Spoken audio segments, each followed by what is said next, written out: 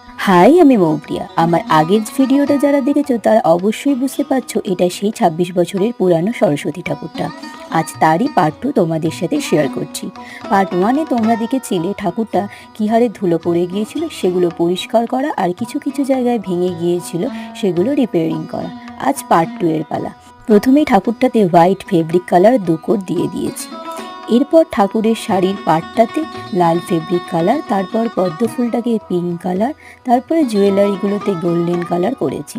এরপর একে একে ঠাকুরটার প্রতিটি অংশে সুন্দর করে কালারফুল রঙে রাঙিয়ে তুলেছি। এবার তোমরাই কমেন্টে জানিও, আগের সিম্পল হোয়াইট কালারের ঠাকুরটা বেশি ভালো লাগছিল, না এখন কালারফুলভাবে সাজিয়ে তোলার পর ভালো লাগছে?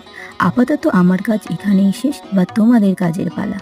ভালো লাগলে ভিডিওটায় লাইক আর চ্যানেলটা সাবস্ক্রাইব করে পাশে থেকো। আজকের মতো টাটা।